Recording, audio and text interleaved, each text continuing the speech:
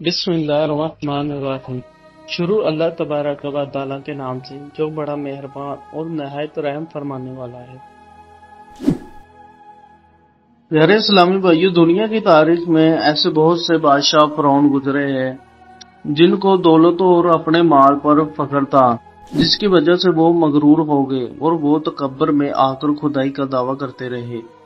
یہ گمراہ لوگ اپنی مال و دولت کے نشے میں مبتلا ہو کر اللہ تبارک و تعالیٰ کی وحدانیت کو للکارنے لگے اور نعوذ باللہ خدا ہونے کا دعویٰ کرتے رہے۔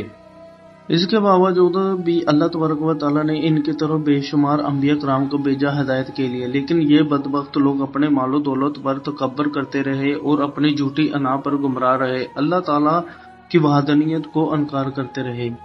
پھر جب یہ لوگ قابل ہدایت نہ رہے تو اللہ تعالیٰ نے ان گمراہ لوگوں پر عبرتناک عذاب نازل فرمایا اور ان کے ناموں کو ہمیشہ ختم کر دیا۔ اللہ تعالیٰ نے ان جھوٹے خدائی کے دعوے داروں پر ایسا عذاب نازل کیا کہ آج بھی لوگ ان سے عبرت حاصل کرتے ہیں۔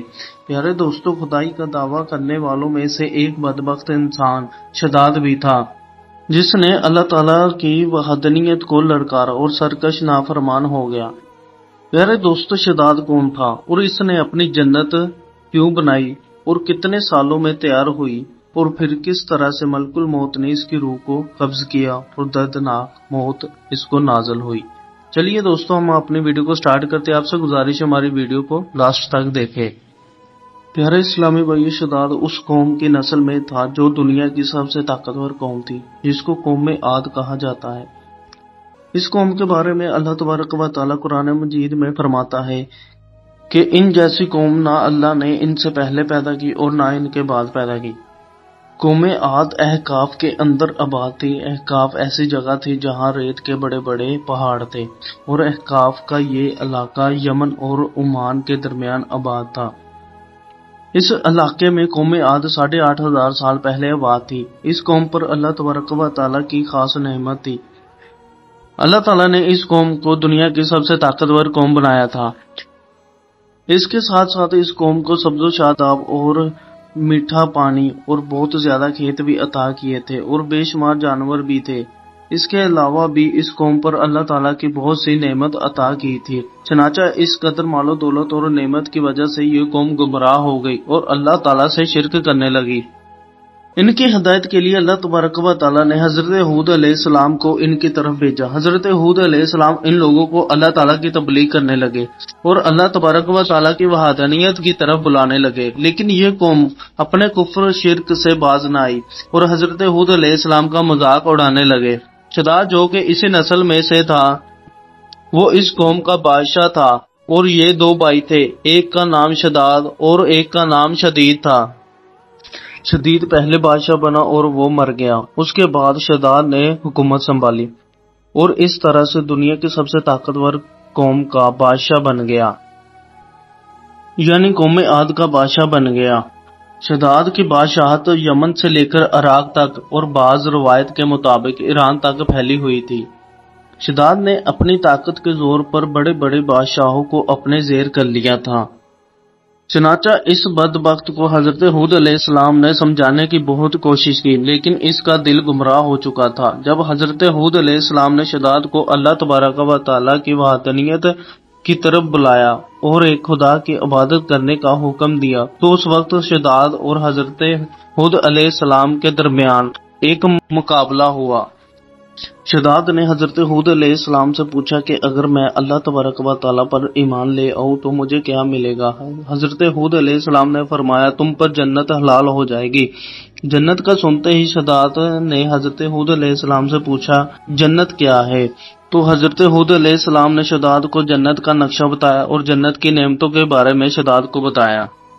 تو حضرت ہود علیہ السلام کی باتیں سن کر شداد مسکرانے لگا اور وہ حضرت ہود علیہ السلام سے کہنے لگا، یہ کون سا کوئی بڑی بات ہے، ایسی جنت تو میں بھی تیار کر سکتا ہوں۔ تو حضرت ہود علیہ السلام نے شداد کے اس کفر شرک سے بہت روکنے کی کوشش کی، لیکن یہ بدبخت باز نہ آیا۔ چنانچہ اس وقت شداد نے اپنی سلطنت کے بڑے بڑے کاریگروں کو بلایا اور احقاف میں علم کے مقام پر لمبی اور چوڑی جنت بنانے کا کام شروع کروا دیا۔ شداد کی تیار ہونے والی اس جنت میں سونے، چاندی کی اینٹیں اور بہت سے جواہرات بھی لگائے گئے۔ اس بدبخت شداد نے اپنی جنت میں دودھ اور شراب کی بھی نہریں چلا دی اور دنیا جہاں کے خوبصورت پھول اور درخت بھی لگا دیے اور اس جنت کو طرح طرح کے جواہرات سے بھر دیا۔ قوم عاد جو کہ پہلے ہی بلند اور بالا پہاڑوں کو تراشنے میں لاجواب تھی اور شداد کی حکومت میں یہ فن عروج پر تھا، ریت کے ان ڈھیر پر بہت بڑے بڑے ستون کھڑے کر دیے گئے اور ان بلند ستونوں پر بڑی بڑی ستون کی عمارتیں بنا دی گئی۔ شداد نے فیصلہ کیا تھا کہ جب تک اس کی بنانے والی جنت تیار نہیں ہوگی تب تک وہ اپنی جنت کے اندر داخل نہیں ہوگا۔ شداد کے حکم کے مطابق جنت تیار ہونے لگی اور شداد اپنے محل کے اندر بے صبری کے ساتھ جنت کا کام مکمل ہونے کا انتظار کرنے لگا۔ شداد کی اس جنت کو تیار ہونے میں 12 سال لگے۔ 12 سال کے اندر جب یہ جنت تیار ہو گئی تو اس میں طرح طرح کے ہیرے جواہرات سے بھر دیا گیا اور طرح طرح کی خوبصورتی سے بھر دیا گیا۔ تو اس وقت شداد کو اس کی جنت کے تیار ہونے کا پیغام پہنچا دیا گیا۔ شداد جنت کا پیغام سنتے ہی بہت خوش ہوا اور شداد اپنی جنت کو دیکھنے کے لیے اپنی فوج کے ساتھ جنت کو دیکھنے نکل پڑا۔ شداد ابھی جنت کے دروازے پر پہنچا ہی تھا کہ اس نے اپنے سامنے ایک شخص کو دیکھا۔ شداد اس شخص کو دیکھتے ہی پہچان گیا اور اپنے حواریوں سے کہنے لگا، یہ شخص مجھے جنت میں داخل نہیں ہونے دے گا۔ اس وقت شداد کے حواریوں نے شداد سے پوچھا، یہ شخص کون ہے اور یہ جنت میں داخل کیوں نہیں ہونے دے گا؟ تو اس وقت شداد نے کہا، یہ ملک الموت علیہ السلام ہے، یہ میری روح قبض کرنے آئے ہیں اور یہ مجھے جنت میں داخل نہیں ہونے دیں گے۔